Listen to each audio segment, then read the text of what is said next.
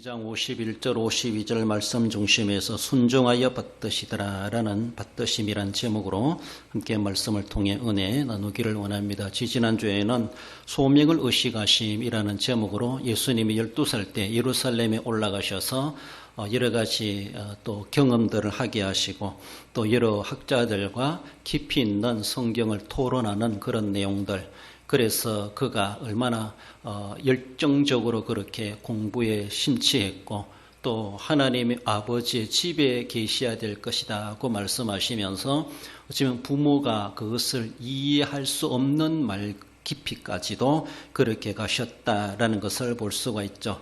12살밖에 되지 않았지만은 그 열정은 어쩌면은 남달랐고 어쩌면은 그 깊이가 마리아와 요셉이 따라올 수 없을 정도로 이미 그렇게 넓고 깊은 그런 가운데 하나님과 교통하는 그런 모습이 아니었나라고 볼 수가 있습니다.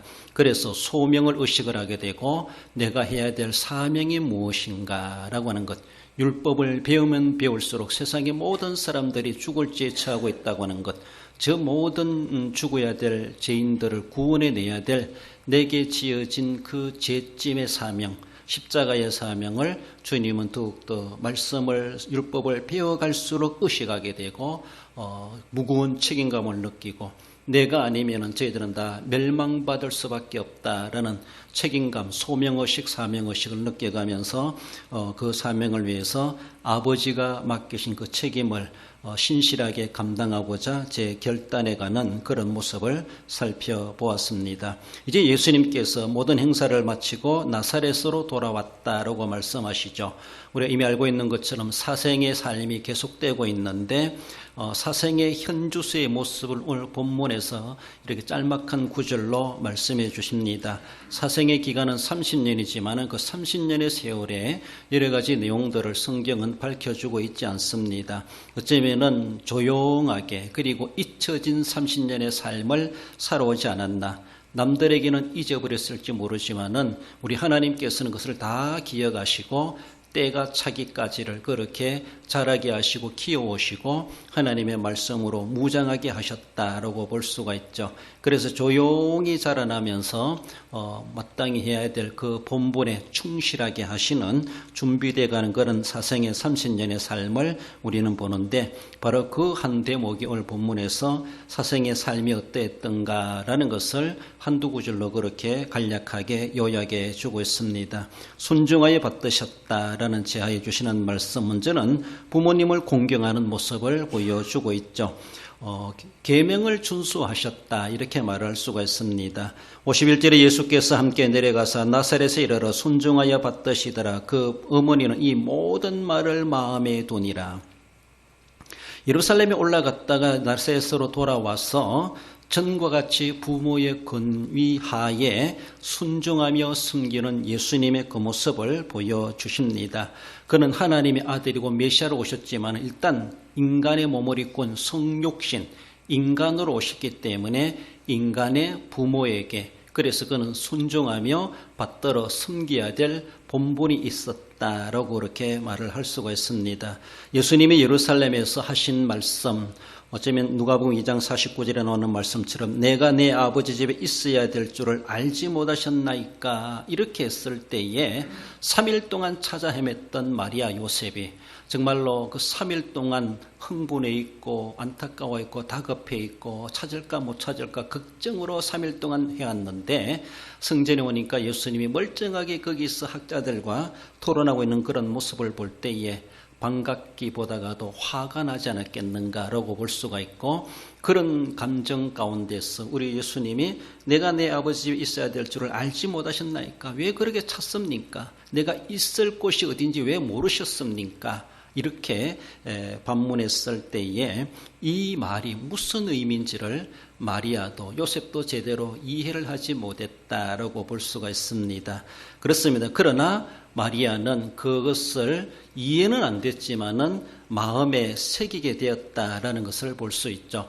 마리아는 남다른 경험을 했습니다. 물론 요셉도 마찬가지겠지만은 자신의 몸에 성령으로 생명이 잉태된다는 것도 천사를 통해서 고지받았고 있을 수 없는 초자연적인 능력이 놀라운 임하게 되었다는 것을 마리아는 실제로 몸으로 경험했습니다.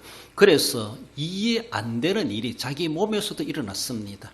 이해 안 되게 태어난 예수님, 그 입에서 나오는 그 말씀들이, 그 말들이 도저히 자신의 지식과 이성으로 이해되지 않는 말들을 예수님이 하셨을 때 하시는 것에 대해서 마리아는 자신의 이성으로 다 이해가 되지 않았다, 다 받아들일 수 없는 그런 내용과도 같이 보여지기도 합니다.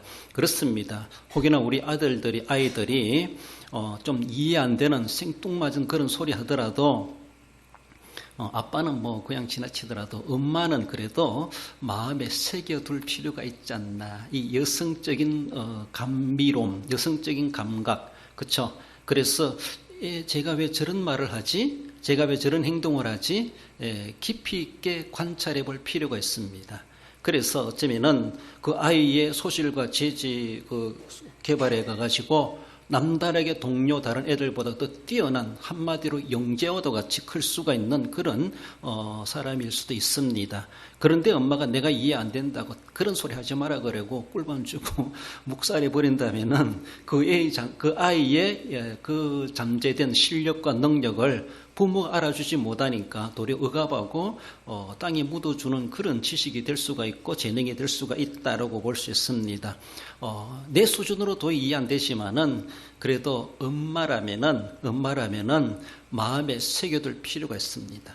지금은 도저히 이해되지 않습니다. 왜 저런 소리 하는지, 왜 저런 말을 하는지, 왜 저런 행동을 하는지 잘 안 되지만 그러나 내 아들이기 때문에서라도 그것을 마음에 새겨둘 필요가 있다라는 것이죠. 마리아는 현실적으로 이해되지 않았습니다. 자기 몸에 일어난 일들과 지금까지 이해된 게 뭐 있습니까? 나중 와서 이해되는 것이죠. 처음에는 이해 안 되는 엄청난 일들이 자신에게 벌어지지 않습니까? 예수님을 잉태하는 그것부터, 태어나게 한 것부터, 그리고 죽을 고비에서 헤롯의 유아 학살 가운데서 살아남게 되고 애굽으로 피난 가게 되고 동방의 박사들이 별 보고 찾아왔다 그러고 온갖 이상한 일들을 그는 실제로 많이 경험하지 않습니까? 도저히 있을 수 없는 평소답지 않은 그런 일들, 그리고 쉽게 일어날 수 없는 그런 일들을 지금 예수님의 12살 나이만큼이라도 수십 번 경험했을 겁니다. 계속 자라가면 자라갈수록 더 신비롭고 더 놀라운 것들을 그 부모가 경험하지 않았겠는가. 경험하는 것을 다 이해할 수도 없고 다 받아들일 수 없고 용납할 수도 없고 그리고 다 뒷바라지 해줄 능력도 안 되는 경제적이든 또 신앙적이든 영성적이든 그런 모습에서 부모가 자식 따라가기가 쉽지 않은 그런 모습과도 같이 되지 않았겠는가. 그렇지만은 어머니는 그것을 마음에 새겨두었다는 겁니다. 지금은 이해 안 되지만 그러나 그것을 잊을 수가 없는 것으로 마음에 써놓는 것처럼 새겨놓는 것처럼 그런 자세가 필요하다라는 겁니다. 여러분들 교회에서나 또한 성경을 읽으면서도 말씀을 들으면서도 또 어쩌면 기도하면서도 성령께서 내게 감동 주시거나 또 영감을 갖게 하신다든가 말씀을 들으면서도 성경을 보면서도 이해 안 되더라도 새겨놓을 필요가 있습니다. 계속 그래서 이해 안 되니까 나와는 상관없는 것이니까 그저 그냥 묻어버리면은 자기 손해일 수가 있습니다. 마음에 새겨두면은 언젠가는 끄집어내게 되어지고 끄집어냈을 때 이것이었구나 라고 하는 것을 발견하게 되고 짝을 찾을 수가 있다라는 겁니다. 지금은 이해 안 되지만은 내 스스로가 어느 정도 조금 성숙해지고 은혜 받게 되면은 그것이 이해되어질 날이 있다라는 것이죠. 그러나 새겨두지 않으면은 나중에 가서 다시 새겨야 돼. 나중에 가서 그 소리 들어도 뭐가 뭔지 앞뒤가 안 맞는 그런 모습일 수가 있습니다. 많은 사람들이 지금은 이해 안 되니까 묵살해버리고 거기에 대해서 별로 가치를 부여하지 못하고 있습니다. 그러니까 하나님의 말씀은, 성경의 말씀은 모든 것이 하나님의 말씀이고 절대 진리의 말씀을 우리는 받아야 됩니다. 지금 내가 이해 안 되니까 나는 못 믿겠습니다. 내 이성과 내 지식과 이런 것들을 전제해 가지고 믿음의 기초를 삼을 수가 없다라는 겁니다. 지식도 바뀝니다. 얼마나 지금 발전해 가고 있습니까? 오늘의 지식이 내일 가면 쓸모없는 지식이 될 수가 있습니다. 기계도 그렇지 않습니까? 새로운 것들이 나오니까 옛날에 그렇게 손때 묻어 썼던 그런 기계들이 이제는 고철이 되어버리고 고물이 되어버리는 헐값으로 넘겨지는 그런 모습을 볼 수가 있죠. 이성적으로 다 판단되는 진리가 아닙니다. 내 지식으로 다 이해될 수 있는 것이 결코 아닙니다. 도리어 내가 무지해서 이해하지 못하거나 부끄러운 줄 알아야 되죠. 과학적으로 증명되는 것이 진리가 결코 아닙니다. 진리는 과학 이상입니다. 우리의 육신적으로 다 이해될 수 있는 것이 결코 아닙니다. 현세적인 상황에서 현세적인 기준을 가지고 하나님이 하시는 일을 우리가 다 이해할 수가 없습니다. 그러므로 이해 안 되지만은 이해 안 되는 것은 새겨둘 필요가 있다는 것이죠.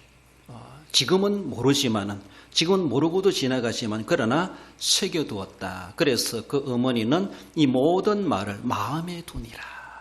마음에 두니라. 지금은 당장 이해 안 됩니다.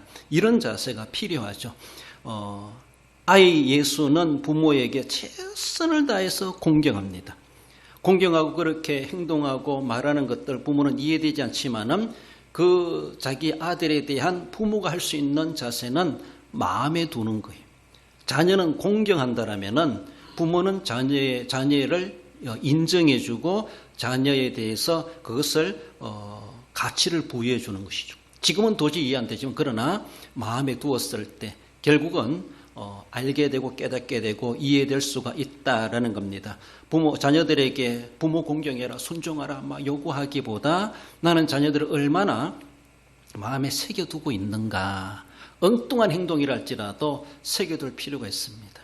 그리고 또 어쩌면은 제가 뭔가 남다른 능력이 있는 것 같다라고 했을 때는 기대감도 있지 않습니까? 그래서 애답지 않는 그런 말들을 하고 그런 행동을 했을 때 지금은 엄마 아빠라도 도저히 받아들일 수 없는 그런 일들을 보여주기도 합니다. 어쩌면은 부모보다 낫다, 인생 먼저 살아가는 사람같이 보일 정도로 그런 모습들이 있다라는 것이죠. 그래서 어쩌면 내 수준이 낮아서 이해되지 못할 뿐이지 언젠가 내가 믿음이 커가고 또 인격이 커가고 영성화되어졌을 때 그 말씀들이 쏙쏙들이 이해되어지고 이해되지 못했던 것이 다 풀리어지고 해결되는 그날이 있을 수 있다라는 것을 우리는 소망하며 마음에 새겨두는 것이 자녀는 공경한다라면 부모는 자녀의 모든 행동과 말들을 마음에 새겨두고 인정해 줄 필요가 있다라는 겁니다. 출애굽기 20장 12절에 보면은 내 부모를 공경하라. 그러면 내 하나님 여호와가 내게 준 땅에서 내 생명이 길리라. 예수님은 이 계명을 세상 인간들에게 사람들에게 주신 분이십니다. 너희들은 너희들의 인간 윤리 가운데서 부모를 공경하라. 하나님을 섬기듯이 세상에서 부모를 그렇게 아주 존귀한 자로 세상의 1인자와도 같이 그렇게 부모를 공경하라 그렇게 말씀하십니다. 내 하나님 여호와가 내게 준 땅에서 내 생명이 길리라. 우리가 부모를 공경하면 부모에게 많은 유산도 물려받을 수가 있습니다. 그렇잖아요? 그럼 부모가 내게 재산을 주는 것이 아니고 내 노후를 책임져 주는 것이 아니라 하나님께서 책임져 주시겠다는 거예요. 그러면 부모님과 하나님과의 사이가 어떤 사이이길래 나는 부모님한테 공경했는데 그 보상을 하나님이 주신다는 것은 하나님과 부모의 사이는 어지간한 사이가 아니라는 것이죠. 그렇죠? 함부로 말할 수 있는 것이 아니라는 것이죠. 그래서 어쩌면 부모에게 공경한다고 하는 것은 하나님께 하는 거나 다를 바가 없다. 이렇게도 볼 수가 있어요. 왜? 부모에게 공경한 보상에 대한 하나님께로부터 받습니다. 그러니까 하나님께서는 부모를 공경할 줄 아는 사람이 하나님을 경외할 줄 안다는 것을. 그래서 부모 공경과 하나님의 경외는 떨어질 수 없는 영적인 윤리다 이렇게 말을 할 수가 있습니다. 그런 모습 속에서 부모에게도 잘했을 때 부모에게도 많은 은혜를 입을 수 있겠지만은 그런 부모를 공경했을 때 하나님께서 거기에 대한 복을 주시겠다라고 하는 것을 생각해 볼 때 이미 그렇게 명하신 하나님이십니다. 그 하나님께서 성육신 인간의 몸을 입고 오신 이상 내가 세상에서 하나님인데 이렇게 하면 안 되죠. 그러니까 세상에서는 인간으로서의 도리를 감당하는 것이죠. 자신이 주신 계명의 윤리대로 그 계명 아래로 내려왔으니까 계명 가지고 살아가는 그 세상의 자녀로서의 부모에게 공경하는 것은 지극히 당연한 모습이다라는 것입니다. 그래서 율법을 주신 하나님이시지만은 율법 아래로 내려오셨기 때문에 율법에 복종하는 것이 예수님이 해야 될 본분이기도 하다라는 겁니다. 세상 내려와가지고 내가 하나님인데 이런 모습이 결코 아니라는 것이죠. 그래서 성육신 정신이라는 게 참 그런 거예요. 선교사님들이 해외에 가든지 다른 민족, 동족, 타문화권에 가든지 마찬가지죠. 우리가 하나님의 나라를 섬기는 우리 오늘의 모습에서도 마찬가지. 내가 사회적인 지위가 어떠 하든지 사회적인 내 명성이 어떠 하든지 내 집안에서 내가 어떤 존재이든지 간에 하나님 앞에 오면은 우리는 똑같은 하나님 앞에 늘 그런 자세로 세상이 어떤 거 다 내려놓고 하나님 앞에 성육신 자세로 너나 나나 다 동등한 사람이다. 그래서 서로가 사랑하고 섬기고 주고받고 해야 될, 서로가 존중해 줘야 될 그런 대상들이다라는 겁니다. 그래서 인간 사회 속의 사람을 계급하는 것처럼 높고 낮고 천하고 귀하고 그렇게 우리가 줄 세울 수가 없다라는 겁니다. 예수님도 이 세상에 오셨을 때 하나의 인간으로서 부모의 스라의 부모에게 공경하며 순종하여 받드셨다라는 것입니다. 그것이 바로 하늘에 계신 아버지의 뜻이었고 그것이 또한 그렇게 하는 것이 아버지께 순종하는 것이 되는 것임을 분명히 그렇게 말씀해 주십니다. 묵묵히 사생의 삶에 충실하신 예수님의 사생의 30년의 삶이 그러했다라고 볼 수가 있습니다. 그래서 공과 사를 구분할 줄 아셨고 그래서 그 자리를 잘 지키고 그리고 제 역할을 해야 될 역할들을 충실하게 감당해 가신 예수님의 그 모습, 그래서 순종하여 받드시되 부모를 공경하며 받드셨다라는 것을 말씀합니다. 나아가서 함께하는 삶임을 말씀하죠. 52절에 예수는 지혜와 키가 자라가며 하나님과 사람에게 더욱 사랑스러워 가시더라. 함께했다. 성육신 하셨기 하나의 인간으로서 예수님이십니다. 그렇습니다. 그래서 내가 세상에서도 하나님 이렇게 말하면 안 되는 것처럼 난 하나의 인간이다.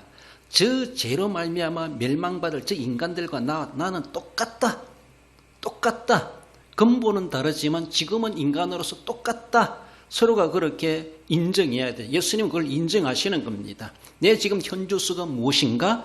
나는 이 죄짐, 인간들의 죄를 책임지러 온 인간의 하나에 불과하다라고 하는 것이죠. 그래서 이질 개념을 가진다든가 그들보다 나는 특별한 존재다.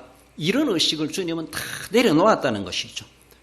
다 내려놓았다는 것이죠. 그래서 높고 높은 하늘 영광 다 버리시고 인간의 모습으로 오시되 종의 형체로 오셨다. 빌립보에서 말씀해 주시는 것처럼 그렇습니다. 그래서 그 부모의 자녀로서의 본분에 충실하시는 예수님의 그 모습을 보여주고 있습니다. 우리는 자꾸 내가 살아온 세상의 여러 가지 이력들이 참 찬란할 수가 있습니다.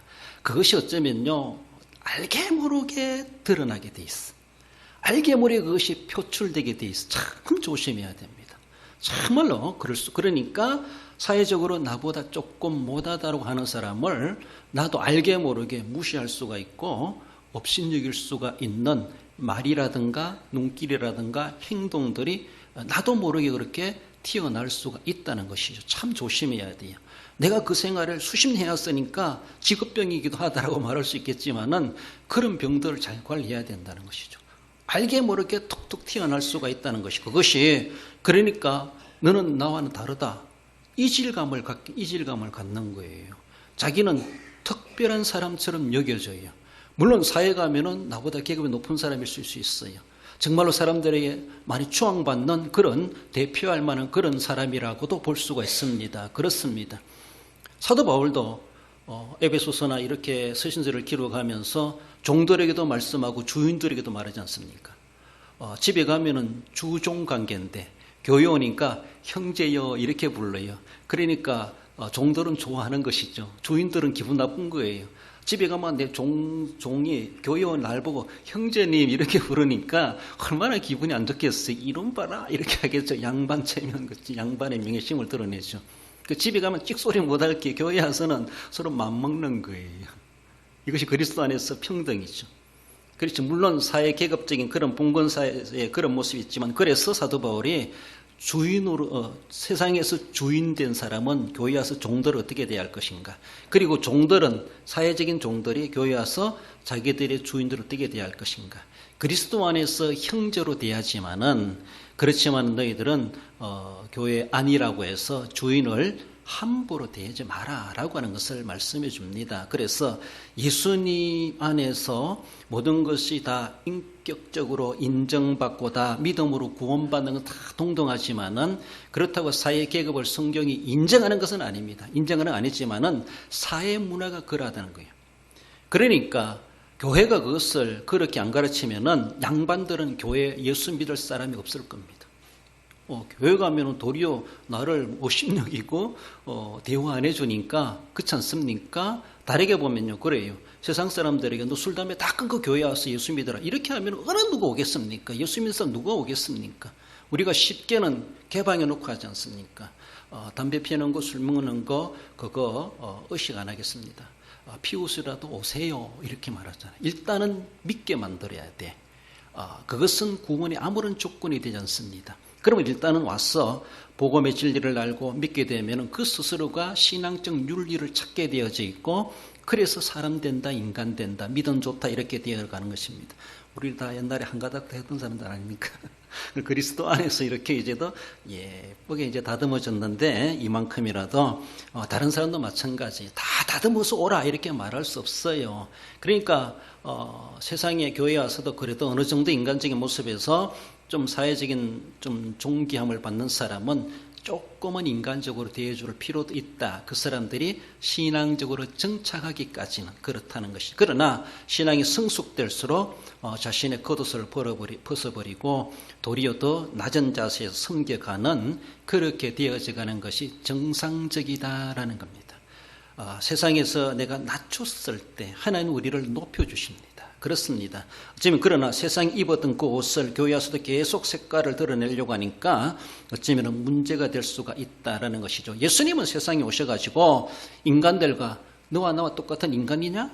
난 너와 다르다. 이런 이질감을 가지지 않으셨다는 것이죠. 너와 나는 똑같다.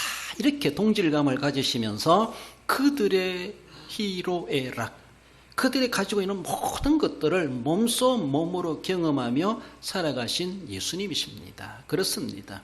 그러므로 예수님 어떤 초능력을 발휘하는 것도 신성을 가지고 능력을 발휘했다기보다 성령의 능력을 힘입어 하셨다 이렇게 보는 겁니다. 신적 능력이라기보다 성령의 권능 힘입어 그 일을 하셨다. 그러니까 사도들 너희들도 권능 입으면 나와 같이 그 일을 할 수 있다 이렇게 말씀하시는 거예요. 신이 되는 것이 아니라는 것이죠. 예수님이 신으로 이 세상에 인간으로 살아가신 것이 아니에요.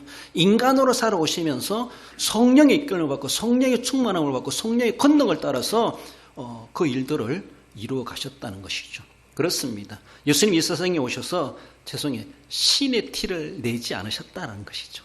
그래서 우리와 똑같은 하나의 동일한 동질적 인간과도 같이 그렇게 여겨주셨다.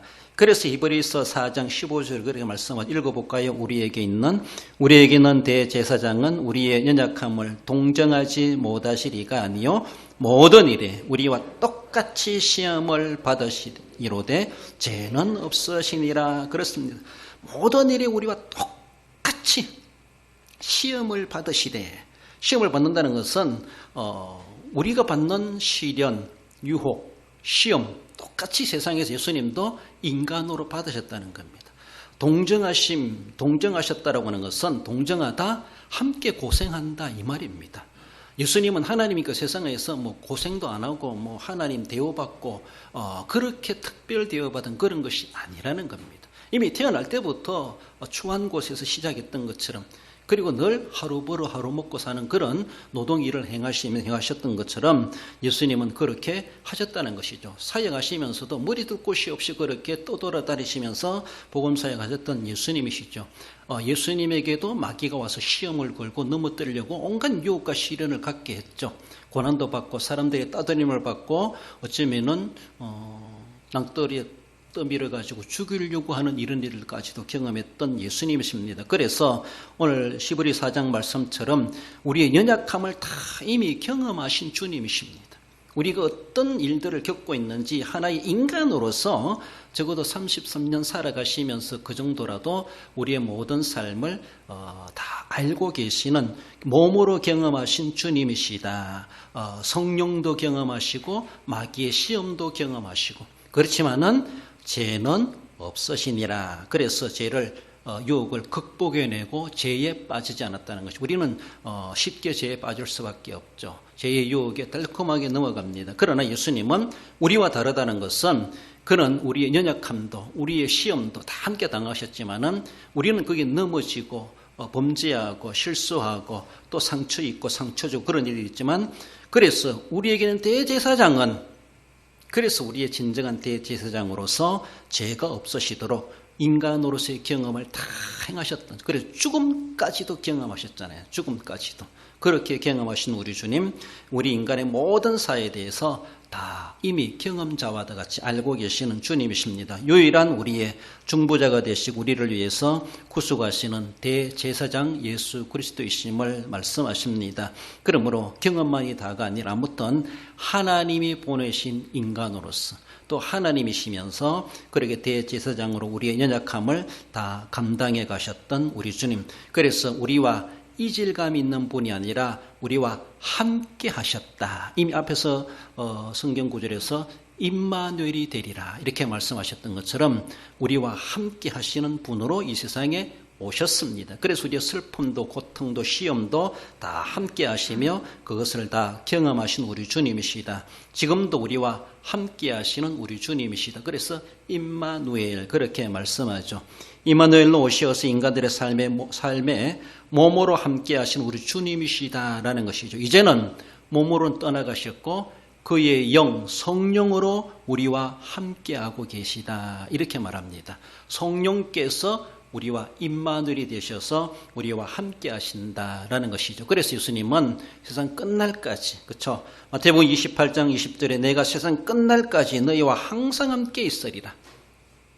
지금 몸으로는 천국의 영 하나님 보좌 우편에 계신다 할지라도 지금 그의 영이 세상에 지금 활동하고 계시면서 지금 세상 끝날까지 우리를 돌보시고 시험에 빠지지 않게 하시고 시험을 이겨가게 하시고 범죄한다 할지라도 회개하게 하시고 은혜를 받게 하시고 구원받을 믿음이 손상되지 않도록 우리를 견고하게 지켜내 주시는 견인해 가시는 성령의 역사 지금도 우리와 함께하고 계시다. 끝까지 함께 하시겠다. 그렇게 말씀하십니다. 지금도 우리의 모든 것을 하늘에서도 땅에서도 우리 예수님께서 우리와 함께하고 계신 우리 주님. 그래서 예루살렘에서 나사렛에 돌아가셔서 순종하여 받으셨다고 하는 것 바로 사람들과 함께 살아가시는 그 고락을 함께 나누시는 그런 모습.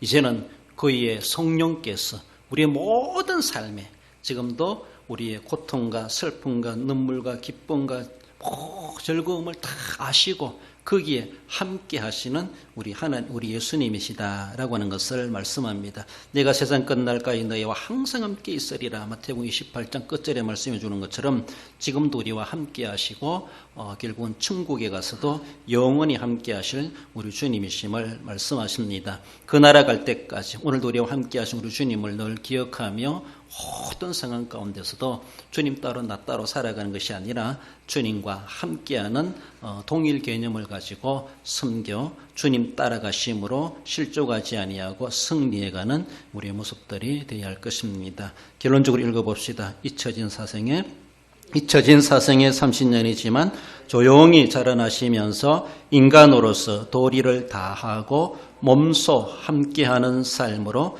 인생을 경험하며 본분에 충실하심 같이 함께 하시는 성령님을 따라 순종하며 사는 성도가 됩니다. 그렇습니다. 우리의 오늘의 여기에 살아가는 어느 누구 알아주지 못한다 할지라도 우리 주님은 다 알고 계십니다. 우리의 인생의 삶이 헛되지 않게 하신 우리 주님, 갈릴리 나사렛 초원에 예수님이 잊어버리고 살아가신다 할지라도 하나님의 구속의 역사는 계속 흘러가고 진행되고 있었다는 것이죠. 그래서 때가 되어 사생애가 공생애로 바뀌시는 예수님이신 것처럼 오늘도 우리의 모든 삶 속에 우리 주님이 함께 하시고, 그래서 삶 속에서 어려움이 있다 할지라도 우리 주님도 내가 당하는 이런 고통도 시련도 시험도 다 경험하셨겠지, 이렇게 생각하며 위로받으시고 주님께 아뢰시고, 그런 상황 가운데서도 내 본분을 잃어버리지 말고 본분에 충실하시고 주님이 늘 함께 하심을 기억하며 성령님과 늘 동행하시고 성령 따라 승리하며 살아가시는 우리 모든 성도 여러분들 되시기를 주님의 이름으로 축원드립니다.